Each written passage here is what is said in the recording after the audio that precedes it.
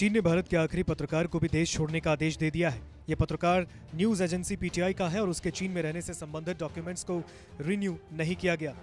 चीन का आरोप है कि भारत में उसके जर्नलिस्ट से सही बर्ताव नहीं किया जाता, लिहाजा वो भी सख्त कदम उठाने पर मजबूर है।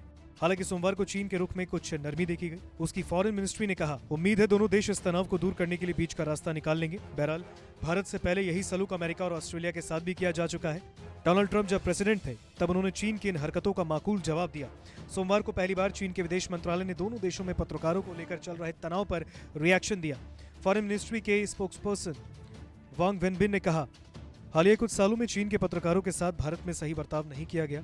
वो भेदभाव का शिकार हुए। इसके बावजूद हमें उम्मीद है कि भारत हमारे पत्रकारों को वीजा जारी करता रहेगा।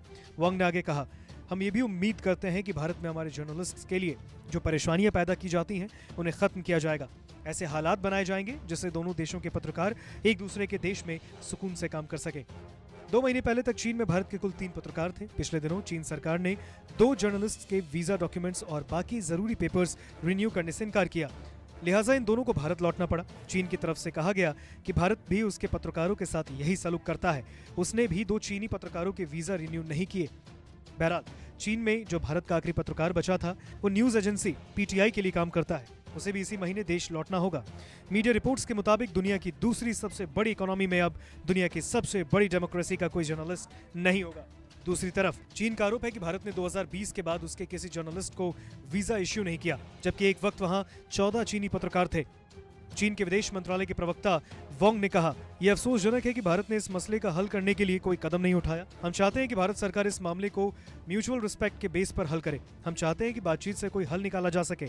एक रिपोर्ट के मुताबिक मई में एससीओ की मीटिंग के लिए भारत ने चीनी पत्रकारों को टेम्पररी वीजा जारी किए। इस महीने की शुरुआत में भारतीय विदेश मंत्रालय ने कहा था, उम्मीद है कि चीन हमारे पत्रकारों को वहां काम करने देगा।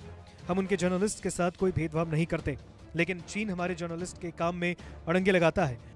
चीन सरकार भारत के पत्रकारों के मामले में दोहरा रवैया अपनाती है। भारत के सिर्फ 3 पत्रकारों को चीन में काम करने की मंजूरी दी जाती है, लेकिन बीजिंग चाहता है कि उसके जितने चाहे उतने पत्रकार भारत में रहें। अब भारत ने पहली बार सख्त रवैया अपना लिया है और चीन परेशान है। वैसे भारत ही क्यों, चीन इसी तरह के मामलों में ऑस्ट्रेलिया और अमेरिका से भी टकरा चुका है।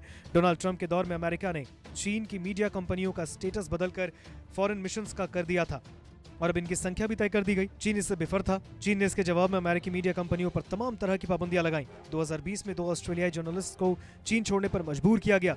इन दोनों को तो 5 दिन कंसुलेट में गुजारने पड़े। चीन का आरोप था कि ऑस्ट्रेलिया में उसकी मीडिया कंपनियों पर छापे मारे जा रहे हैं और उनकी प्रॉपर्टी जब्त की जा रही है।